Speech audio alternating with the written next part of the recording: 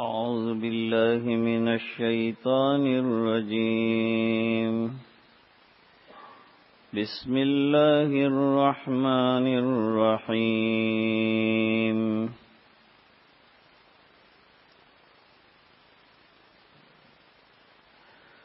وَإِذِ اسْتَسْقَى مُوسَى لِقَوْمِهِ فَقُلْنَا اضْرِب بِّعَصَاكَ الْحَجَرَ فانفجرت منه 12 عينا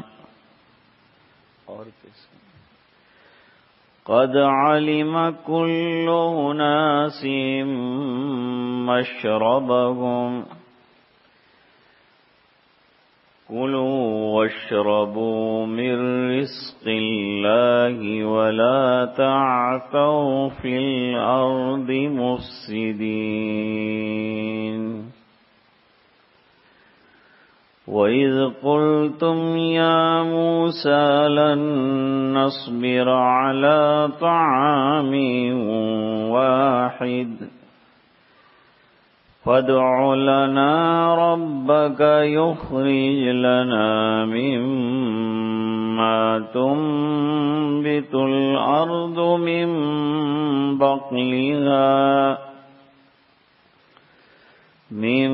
بقلها وقثائها وفومها وعدسها وبصلها قال تستبدلون الذي هو أدنى بالذي هو خير اهبطوا مصرا فإن لكم ما سألتم وضربت عليهم الذلة والمسكنة وباءوا بغضب من الله ذلك بأنهم كانوا يكفرون بآيات الله ويقتلون النبيين بغير الحق ذلك بما عصوا وكانوا يعتدون. صدق الله العظيم.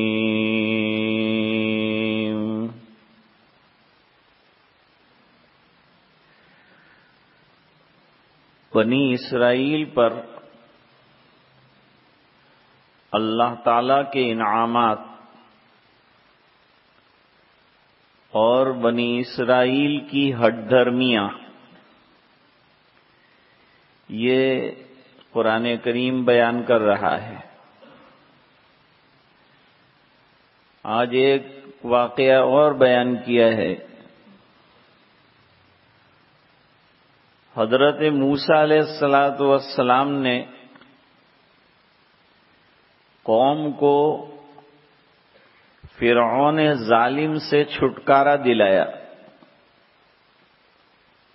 ان کو آزاد کروایا اور آزاد کر کے ان کو وادی تیہ میں لا کے رکھا. یہاں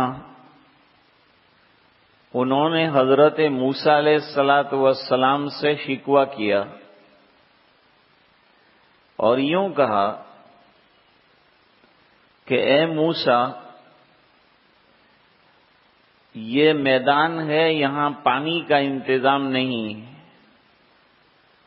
پانی کے بغیر ہم لوگ کیسے زندہ رہیں گے، کیسے جئیں گے؟ پانی تو زندگی کی اہم ضرورت ہے. تو آپ اپنے پروردگار سے دعا کیجئے کہ پانی کا کوئی انتظام کر دے. چلو ان کو اتنا یقین تو تھا کہ حضرت موسیٰ علیہ السلام دعا فرمائیں گے تو اللہ تعالیٰ یقیناً کوئی نہ کوئی انتظام کر دیں گے. تو انہوں نے اللہ کی بارگاہ میں درخواست کرنے کے لیے حضرت موسیٰ علیہ السلام سے کہا. حضرت موسیٰ علیہ السلام نے دعا فرمائی تو اللہ کی طرف سے حکم یہ آیا کہ آپ کے پاس جو عصا ہے، جو لکڑی ہے، جو آپ ہمیشہ اپنے پاس رکھتے ہیں، یہ لکڑی کو آپ کے پاس جو چوکور پتھر ہے اس کے اوپر مارو. بحکم خداوندی بغیر کسی اعتراض کے اور بغیر کسی آبجیکشن کے حضرت موسیٰ علیہ السلام نے حکم کی تعمیل کر دی اور لاٹھی جو تھی اپنی وہ پتھر پر مار دی. لاٹھی کا پتھر پر مارنا ہی کیا تھا، پتھر سے 12 چشمے نکل پڑے. ایک نہیں، دو نہیں، بلکہ 12 چشمے نکلے. اب کوئی سوال کر سکتا ہے کہ بھئی یہ چشمے پتھر میں سے کیسے نکلے؟ پہاڑوں سے اللہ جھرنے نکالتے ہیں کہ نہیں؟ سمندروں کو اللہ بہاتے ہیں کہ نہیں؟ پہاڑوں سے ندیاں نکلتی ہیں کہ نہیں؟ تو اللہ تعالیٰ کے لیے ہر کام آسان ہے. جتنا پانی نکلتا ہے سب زمین کی تہ سے تو نکلتا ہے، پتھروں کے بیچ میں سے تو نکلتا ہے. تو اللہ تعالیٰ نے حکم دیا، پتھر پر لاٹھی ماری گئی، 12 چشمے نکلے. 12 چشمے کیوں نکلے؟ اس کی کیا وجہ؟ فرمایا کہ حضرت یعقوب علیہ السلام کے 12 بیٹے تھے. یوسف اور بنیامین کے ساتھ مل کر 12 بیٹے تھے. یہ 12 بیٹوں کی اولاد بنی اسرائیل کہلائی. تو 12 بڑے بڑے خاندان تھے اور سب خاندان جو ہے، جب فیملیاں بڑی بڑی جو ہیں، قبیلے اپنے اپنے قریب کے اعتبار سے رہتے تھے. تو چشمے نکلے اور نکلنے کے بعد جو قریب میں جو قبیلہ تھا اس کے پاس سے وہ پانی بہنے لگا، جس کا نتیجہ یہ ہوا کہ قریب والوں کو دور جا کر پانی لانے کی ضرورت نہ رہی. جہاں سے پانی بہہ رہا ہے وہیں سے پانی لے لیا. پینے کا پانی بھی ملا، استعمال کا پانی بھی ملا. ہر ضرورت اس پانی سے جو ہے اللہ تعالیٰ نے پوری فرما دی. اللہ فرماتے ہیں لو میرا ایک احسان اور بھی ہوا تمہارے اوپر. اور ایک بات اس میں سمجھنے کی یہ ہے کہ بھئی لاٹھی ماری تو پتھر سے پانی نکلا. ہم کسی پتھر کے اوپر لاٹھی مار دیں، پانی نکلے گا؟ نہیں نکلے گا. کیونکہ ایک تو ہم کو یقین نہیں، دوسری بات یہ ہے کہ یہ تو معجزہ ہے. معجزہ وہی ہوتا ہے جو عقل میں نہیں آتا، جو سمجھ میں نہیں آتا، جو سمجھ سے بالاتر ہے، اس کو معجزہ کہتے ہیں. تو حضرت موسیٰ علیہ السلام کو جو معجزات ملے تھے ان میں سے ایک وقی معجزہ یہ بھی ملا. اب لاٹھی کا دیکھیے کام، یہی لاٹھی زمین پر پھینکتے ہیں تو وہ اژدہا بن جاتی ہے. ازدہے میں تبدیل ہو جاتی ہے۔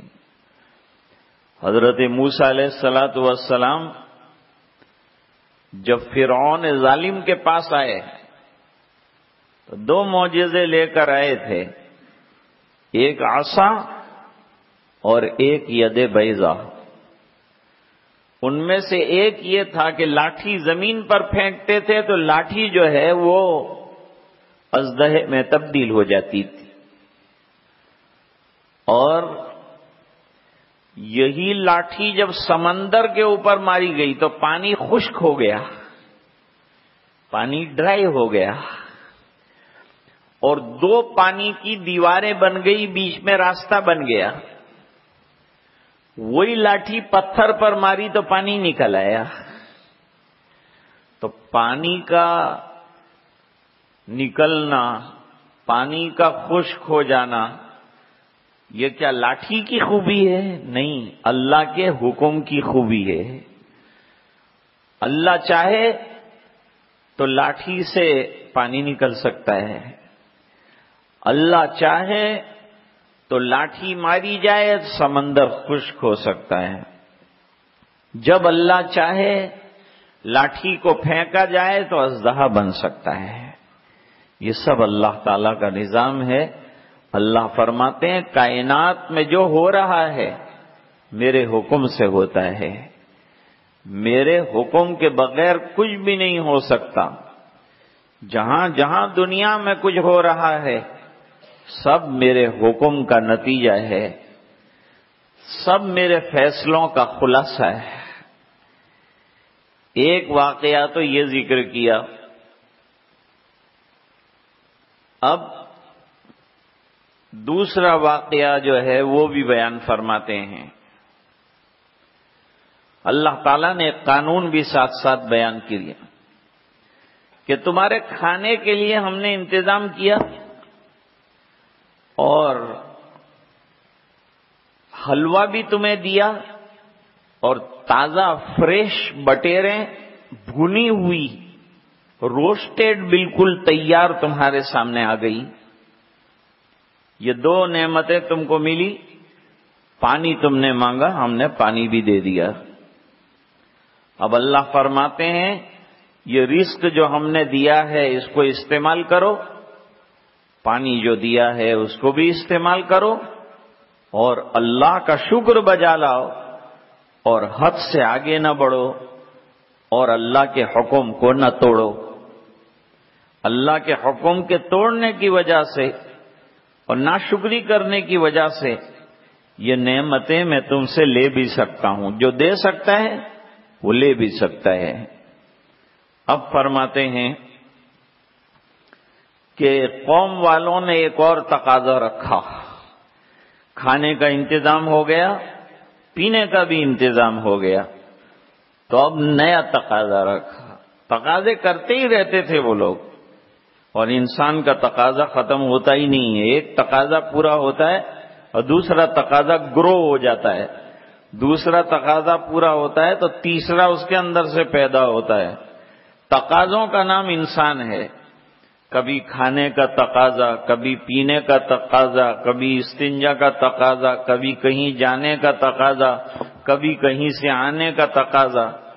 اور فرماتے ہیں انہوں نے ایک اور تقاضا رکھا، انہوں نے کہا اے موسیٰ اب یہ بٹیریں بھی مل رہی ہے، پانی بھی مل رہا ہے، حلوہ بھی مل رہا ہے، یعنی من اور سلوہ دونوں چیزیں مل رہی ہیں الحمدللہ، لیکن ہم لوگوں کو ایک کھانے کے اوپر جو ہے صبر نہیں آتا۔ کب تک ہم لوگ ایک ڈش کھائیں گے؟ کچھ ملٹی ڈشز ہونی چاہیے، زیادہ ڈش ہونی چاہیے۔ یہ ایک ڈش کب تک کھائیں گے؟ تھک گئے ہم لوگ۔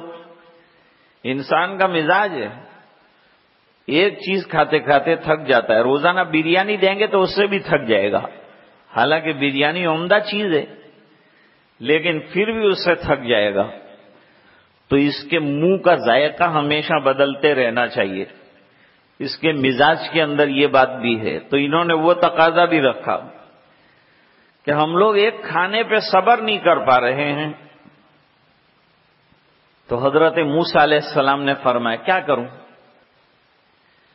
تم نے کہا کھانا نہیں ہے، تو اللہ نے غیب سے کھانے کا انتظام اتنا اچھا کیا کہ تم کو نہ ہاتھ ہلانا ہے نہ پیر ہلانا ہے۔ دنیا میں سب سے آسان دو ہی کام ہے، ایک تیار دسترخوان پر بیٹھ جانا، بسم اللہ پڑھو، کھانا شروع کر دو، ہاتھ دھو کے اٹھ جاؤ۔ اب یہ تو گھر والوں کو پوچھو کہ کتنی محنت کرنی پڑتی ہے۔ آرڈر دینے والے آرڈر دے دیتے ہیں، مہمان آ رہے ہیں بناؤ، گھر والے بیچارے صبح سے لے کے رات تک اس کے اندر تھکتے ہیں۔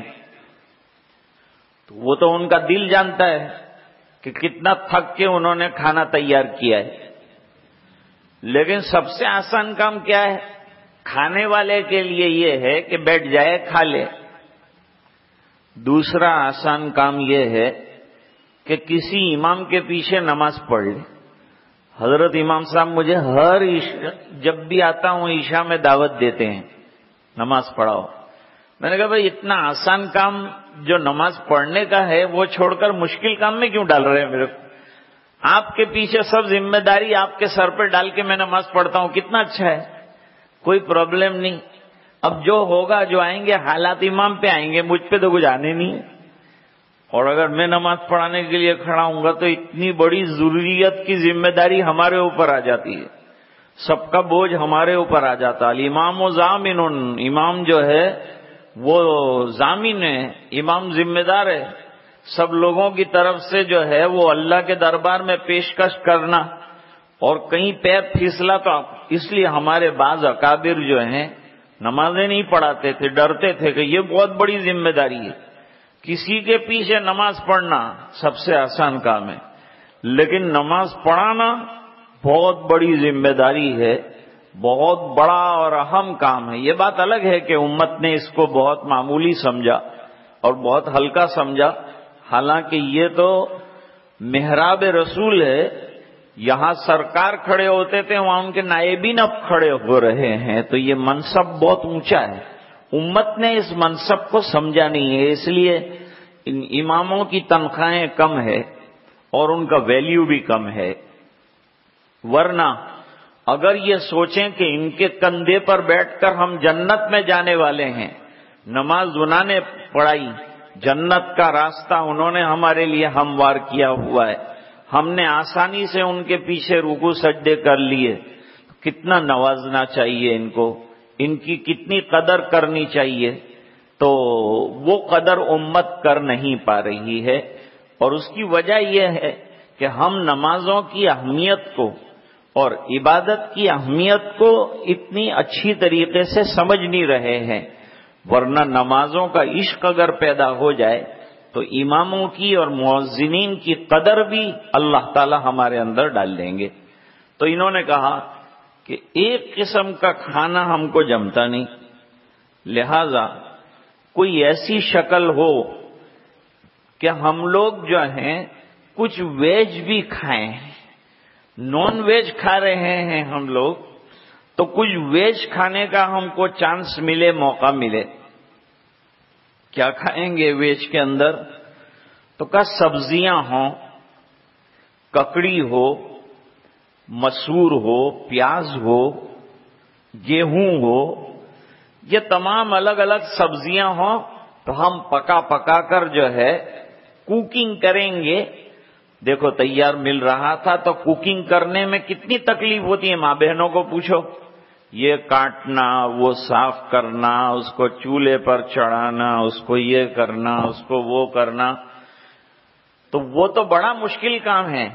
آسان کام تھا، چپ چاپ کھا لیتے۔ تو انہوں نے کہا نہیں، مشکل آئے گی تو اٹھائیں گے، برداشت کریں گے، لیکن آپ ہمارے لیے ایسا انتظام کیجئے۔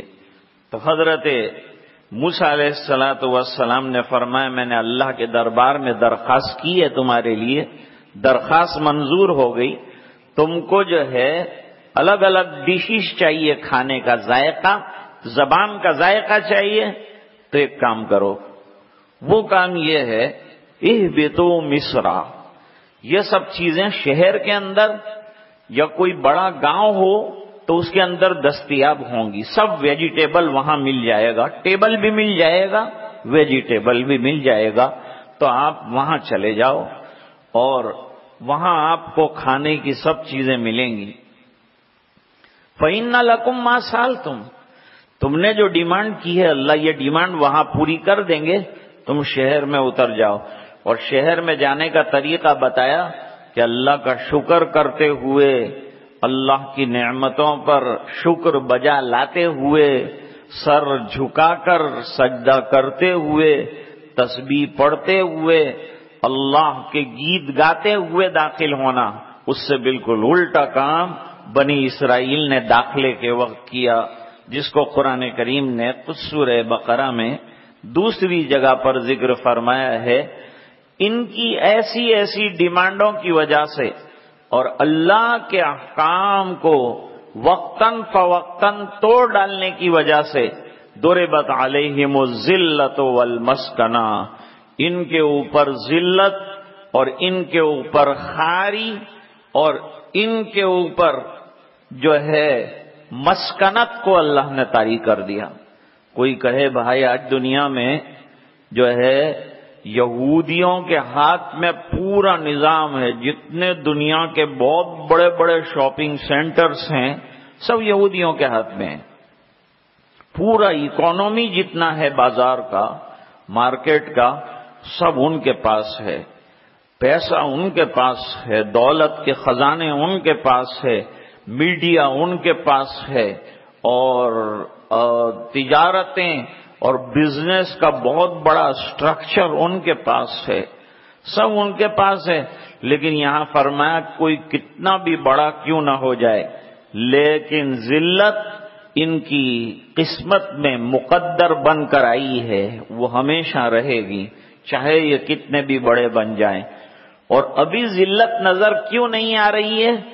کچھ پیشاور اور کچھ اسلام دشمن طاقتوں نے ان کو شہ دے رکھی ہے، ان کو سہارا دے رکھا ہے، ان کو اپنی پشت پناہی دے رکھی ہے، اس وجہ سے ان کو سہارا ملا ہے۔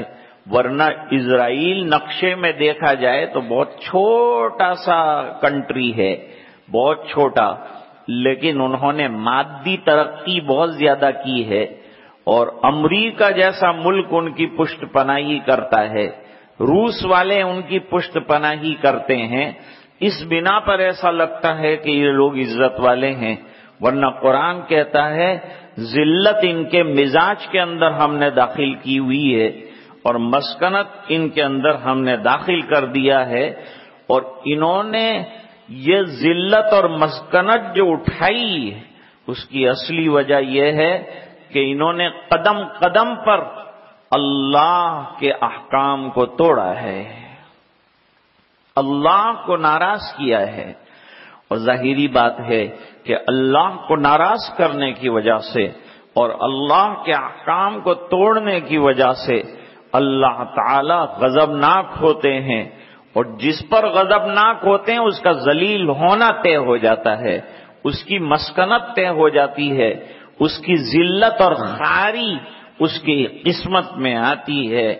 ذالک بأنہم کانوا یکفرون بآیات اللہ، یہ ذلت ان کی مقدر میں اس بنا پر آئی ہے کہ انہوں نے اللہ کی نشانیوں کو جو نبی لے کر آئے بار بار ٹھکرایا ہے، بار بار جھٹلایا ہے اللہ کی نشانیوں کو، اور اس سے بڑا جرم انہوں نے کیا ہے کہ وہ یقتلون النبیین بغیر الحق، انہوں نے انبیاء کرام کو شہید کیا ہے، حضرت زکریا علیہ السلام کو شہید کیا، حضرت یحییٰ علیہ السلام جیسے مقدس اور پیارے نبی کو انہوں نے قتل کیا۔ اس کے علاوہ کئی نبیوں کو ایک دن کے اندر انہوں نے قتل کیا، اور جو بیچ میں بچانے کے لیے آتے تھے ان کو بھی قتل کیا۔ تو ناحق نبیوں کا خون بہانے کی وجہ سے اور اللہ کے حکموں کو توڑنے کی وجہ سے اور اللہ کی نشانیوں کی تکذیب کرنے کی وجہ سے ہم نے ان کی مقدر میں ذلت لکھ دی، خواری لکھ دی۔ نتیجہ یہ ہوا کہ ان کے عصیان کی وجہ سے اور ان کی اللہ کے احکام میں زیادتی کی وجہ سے اور اللہ کے احکام کے توڑنے کی وجہ سے قدم قدم پر رسوائیاں ہوئیں، اور جو حد سے آگے بڑھتا ہے اللہ کے احکام کو توڑتا ہے اس کی مقدر میں ذلت آئے گی۔ یہ بات کیوں کہی جا رہی ہے؟ امت مسلمہ کو سمجھایا جا رہا ہے، اس امت کو یہ بات سمجھائی جا رہی ہے کہ تم کو بھی ہم نے ایک پیارا نبی دیا ہے، وہ پیارے نبی نے راتوں کو اٹھ کر تمہارے لیے دعائیں کی ہیں، روئے ہیں تمہارے لیے، دنوں کے تمہارے لیے بلک بلک کر نمازوں میں روئے ہیں، تمہارے لیے جنگلوں میں روئے ہیں، تمہارے لیے شہر میں روئے ہیں، تمہاری آسانیوں کے لیے انہوں نے سب کچھ کیا ہے، اور تم کو آسانی ہو اس لیے انہوں نے تکلیفیں برداشت کی ہیں۔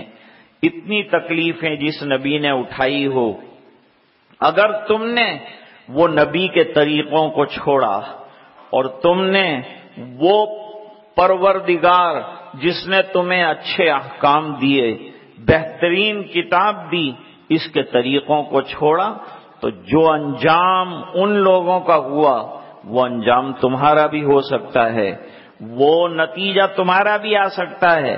اور اللہ قادر ہیں، پہلے بھی کیا ہے، اب بھی کر سکتے ہیں۔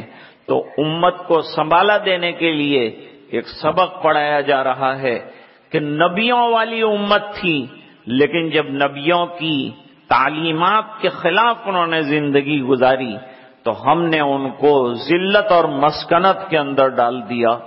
تم بھی اگر اللہ کے احکام کو توڑو گے تو خاری پستی اور ذلتی کے قعر عمیق میں جا کر گر جاؤ گے۔ آج امت شکایت کرتی ہے کہ ہم ذلیل ہو رہے ہیں، ہم پریشان ہو رہے ہیں، ہم حیران ہو رہے ہیں۔ تو حیران ہونے، پریشان ہونے، ذلیل ہونے کی وجہ یہ ہے کہ وہ زمانے میں معزز تھے مسلمان ہو کر، وہ زمانے میں معزز تھے مسلمان ہو کر، اور ہم ذرا پریشان ہیں تاریخ قرآن ہو کر۔ اگر قرآن کریم ہماری زندگیوں میں آ جائے، اس کے احکام آ جائے، اس کی تلاوت آ جائے، انشاءاللہ یہ سب پریشانیاں، یہ سب حالات کافور ہو جائیں گے، دور ہو جائیں گے۔ یہ جتنے نظر آ رہے ہیں یہ کیا ہیں؟ یہ مکڑی کے جالوں کی طرح ہیں۔ دنیا کے جتنے ملک ہیں اور دنیا کے جتنے اقتدار ہیں وہ مکڑی کے جالوں کی طرح ہیں۔ جب گھر بند کر دیا جاتا ہے تو اس میں مکڑیاں آ جاتی ہیں، اور مکڑیاں بڑے بڑے جالے تن دیتی ہے، پھر بڑا مکڑا آتا ہے، ایک بہت بڑا مکڑا آتا ہے، چھوٹے چھوٹی مکڑیاں ہوتی ہیں، وہ چھوٹے چھوٹے جو ہے وہ گھر بناتی ہیں، لیکن بڑا مکڑا جو ہے وہ بڑا جالا بناتا ہے، اور سب مکڑیوں کو کہتا ہے کہ تم کو میرے انڈر میں رہنا پڑے گا، میں مکڑا ہوں تم مکڑی ہو، میرے انڈر میں رہنا پڑے گا، میرا حکومت اور اقتدار چلے گا، کسی اور کا یہاں چل نہیں سکتا۔ یہ حال میں ہوتا ہے کہ گھر والا ایک دن مکان کھولتا ہے، نظر ڈالتا ہے تو چاروں طرف مکان کے مالک کو مکڑیاں اور اس کے جالے نظر آتے ہیں، اور بیچ میں بڑے مکڑے کا جالا بھی نظر آتا ہے۔ وہ ایک لمبا بانس لیتا ہے، اس کے اوپر جھاڑو باندھ دیتا ہے، اور جھاڑو باندھنے کے بعد اوپر گھمانا شروع کرتا ہے، تو جیسے جیسے گھماتا جاتا ہے وہ تمام جالے مکڑی کے ختم ہو جاتے ہیں۔ دنیا میں جو بڑے بڑے ملک نظر آ رہے ہیں اور دنیا میں جو بڑے بڑے اقتدار نظر آ رہے ہیں، جو یوں کہہ رہے ہیں کہ ہم سب ہیں، ہماری طاقت کو مانو، یہ سب مکڑے اور مکڑیاں ہیں۔ ایک دن آئے گا جب اللہ کے غضب کا وہ جھاڑو چلے گا، جتنی مکڑیوں کے جالے ہیں سب صاف ہو جائیں گے، ختم ہو جائیں گے، کسی کا کچھ نہیں رہے گا۔ اللہ فرماتے ہیں میرے احکام پر آ جاؤ اور زندگی قرآن کریم کی تعلیمات اور نبی اکرم صلی اللہ علیہ وسلم کے طریقے کے مطابق گزارو، تو انشاءاللہ ہر قدم پر تمہیں عزت بھی ملے گی، مال و دولت بھی اللہ دیں گے، اور دنیا میں تمہیں اقتدار کی دولت سے بھی مالا مال فرمائیں گے۔ تھوڑی دیر کے لیے ذکر کریں گے انشاءاللہ، اس کے بعد دعا کریں۔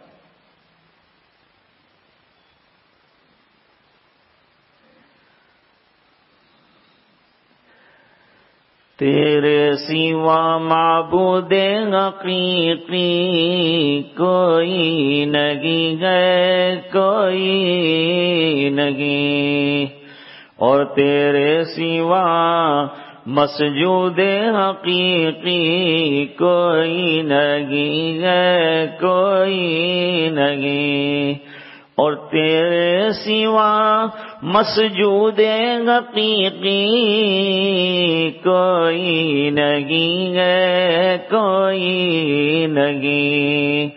اب تو رہے بس قدم آخر ورد زباں اے میرے الہ، لا الہ الا اللہ، لا الہ الا اللہ، لا الہ الا اللہ، لا الہ،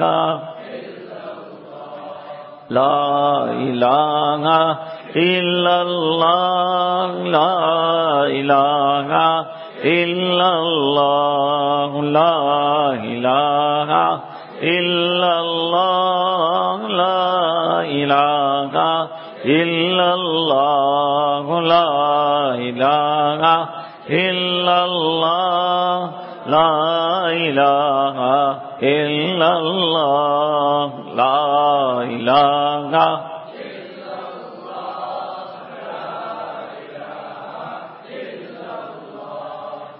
لا الہ الا اللہ، لا الہ الا اللہ، لا الہ الا اللہ، لا الہ الا اللہ، لا الہ الا اللہ، لا الہ الا اللہ، لا الہ الا اللہ، لا الہ الا اللہ، لا الہ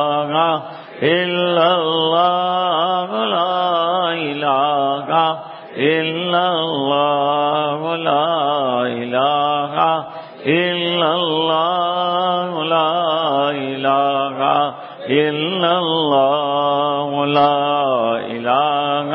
الا اللہ،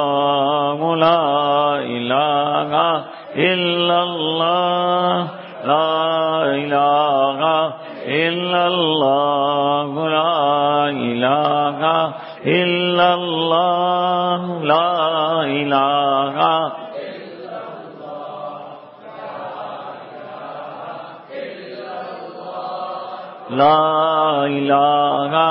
الہ الا اللہ، لا الہ الا اللہ، لا الہ الا اللہ، لا الہ الا اللہ، لا الہ الا اللہ، لا الہ الا اللہ، لا الہ الا اللہ، محمد الرسول اللہ صلی اللہ علیہ وسلم۔ اللہم صلی علی سیدنا محمد وعلی آل سیدنا محمد وبارک وسلم۔ ربنا آتنا فی الدنیا حسنہ وفی الآخرۃ حسنۃ وقنا عذاب النار، وقنا عذاب القبر، وقنا عذاب الحشر، وقنا عذاب الفقر، وقنا عذاب الدین، واحشرنا یوم القیامۃ مع الابرار۔ اللهم اعنا على تلاوة القرآن وذكرك وشكرك وحسن عبادتك، اللهم لا مانع لما أعطيت ولا معطي لما منعت ولا راد لما قضيت ولا ينفع ذا الجد منك الجد، يا حي يا قيوم برحمتك نستغيث، أصلح لنا شأننا كله ولا تكلنا إلى أنفسنا طرفة عين، إليك رب فحببنا وفي أنفسنا لك فذللنا وفي أعين الناس فعظمنا، وعلى صراطك المستقيم فقومنا، وعلى أعدائك أعداء الإسلام فانصرنا، وعن سیئ الاخلاق وجنبنا وعلی صالح الاخلاق فقومنا۔ اے اللہ ہمارے گناہوں کو معاف فرما، کوتاہیوں سے درگزر فرما، اپنا فضل اور کرم شامل حال فرما، رحم کے اور کرم کے فیصلے فرما، اپنا فضل اور کرم شامل حال فرما۔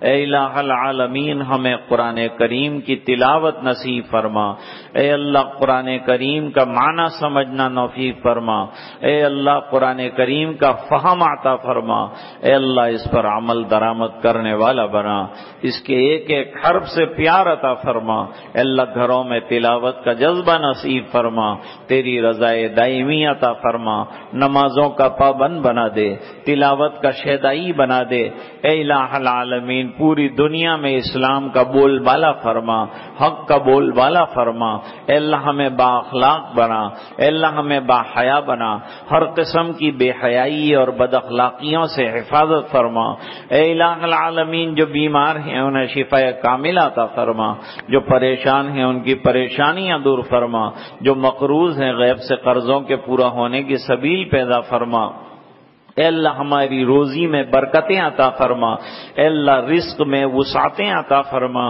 اے اللہ گھریلو جتنی پریشانیاں ہیں اپنے فضل سے دور فرما، اے اللہ دماغی جتنی الجھنیں ہیں تمام کو دور فرما، اسپتالوں میں جو پڑے ہیں اللہ ان کو صحت کاملہ عاجلہ مستمرہ دائمہ عطا فرما، ہر چھوٹی بڑی بیماری سے اللہ حفاظت فرما، اچانک کی موتوں سے اللہ حفاظت فرما، کارثات اور حادثات سے اللہ حفاظت فرما، اے اللہ جب تک زندہ رکھے ایمان پر زندہ رکھ، جب وقت آخر ہو کلمے والی موت عطا فرما، دعائیں اپنے فضل و کرم حبیب پاک صلی اللہ علیہ وسلم کے طفیل منظور فرما، برحمتک یا ارحم الراحمین۔